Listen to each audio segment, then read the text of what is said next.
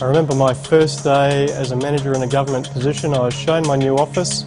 There was no desk, there was no chair, there was no telephone. It was completely empty. I was simply told to go for it, and I'm sure a few of you can relate to situations like that as well. And go for it I did. But over the next 6 months I was basically left alone. I was given no guidance, no support, no encouragement, no feedback, and this was not working for me. So instead of saying something about it, I complained to my wife a lot about it, complained so much that this frustration built to the point where I was considering resigning. After 6 months, my director caught me in the corridor and he said, "How are you going?" And I said, "Well, funny you should say that. I'm actually thinking about resigning." And he was horrified. He said, "Why?" And I said, "Well, I feel like I've been thrown in the deep end here. You know, I'm not even sure I'm working on the right things. I'm not getting any feedback or guidance. I'm really struggling at times." And he said, "Ken, I thought you were doing a great job, and I thought I should leave well enough alone." And I said, "Well, I'm afraid that doesn't really work for me," and we're able to work something out. But he did say something very interesting to me. He said, "Ken, I won't know what you need unless you tell me." Because he was basically managing me the same way that he likes to be managed himself, which was to be left alone. So I was going on the assumption that I shouldn't have to tell my manager to talk to me, to ask me how I'm going, to help me set priorities, to give me a little bit of encouragement. But sometimes people do need clear messages from us, more often than not, because unless you're on the same page as your manager or your co-workers, it's easy for frustrations, small frustrations, to build into major issues. Now, I think it's very important that we're very clear with what we communicate as well. Now, I remember my in-laws were very clear with me when I was about to marry their daughter about what they expected from me as a son-in-law. In fact, at dinner one night they gave me a piece of paper and on it was written son-in-law's duty statement. And there was only 3 things on it. The first one was keep their daughter happy, and I thought, well, that's fair enough. The second one was be grateful for the food that they feed me. They like to eat, so that's understandable too. The third one was provide entertainment value. I looked at that and I thought, what's this? What's this last one? And they said, well, basically we have to pay out on you and you have to be okay about that.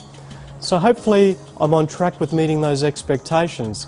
So sometimes we cannot assume that people know what we need, and even when we do communicate it, we need to be very clear.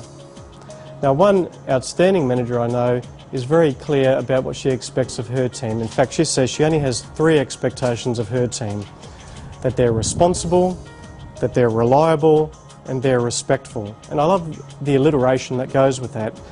But she also elaborates what she means by those things. She says, by responsible, she said that we are all responsible for contributing to the well-being of this team and helping us to achieve the team goals. That we don't just work according to rule, we help each other out even if it's not in our duty statement. She said, by reliable, because we fill shifts at our work, that you turn up for the shift that you're supposed to be at, and if you can't fill that shift, that you find someone to fill it.